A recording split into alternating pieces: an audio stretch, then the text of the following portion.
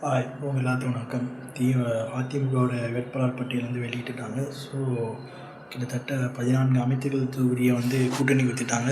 பாமக என்ன தொகுதியில் போட்டி போடும், பாஜக என்னென்ன தொகுதியில் போட்டி போட்டு இந்த பட்டியலை நீங்கள் பாருங்கள். அதிமுக கூட்டணி கொடுத்ததுக்காக இது பண்ணுறாங்க.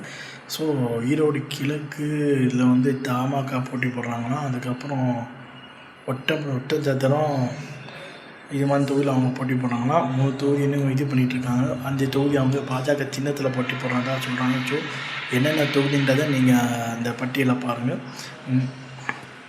திருச்சி, உதகமண்டலம், அதுக்கு அவிநாசி தனி தொகுதி, திருப்பூர் தெற்கு, கோயம்புத்தூர் வடக்கு, கந்தர்வக்கோட்டை தனி, புதுக்கோட்டை, திருப்பத்தூர், மதுரை தெற்கு, சாத்தூர், திருச்செந்தூர், வாசுதேவநல்லூர், ராதாபுரம், நாகர்கோவில், விளவங்கோடு, ஆவடி, அறந்தாங்கி, மானாமதுரை, ராமநாதபுரம், குளச்சல், பத்மநாபபுரம், ராசிபுரம் தனி. பாமக போட்டி போடும் தொகுதிகள் 18: சேலம் மேற்கு, தர்மபுரி, பொன்னாகரம், விக்கிரவாண்டி, சோளிங்கர், மயிலாடுதுறை, திருப்பூர், உத்திரமேரூர், ஜெயங்கொண்டம், போளூர், செஞ்சி, விருதாச்சலம், ரிஷிவந்தியம், காட்டுமன்னார்கோவில் தனி, கீழ்வேளூர் தனி, பெரம்பூர் போட்டி போடுறாங்க, சேலம் வடக்கு போட்டி போடுறாங்க, அம்பத்தூர் போட்டி போடுறாங்க. இது பாமக போட்டியிடும் தொகுதிகள்.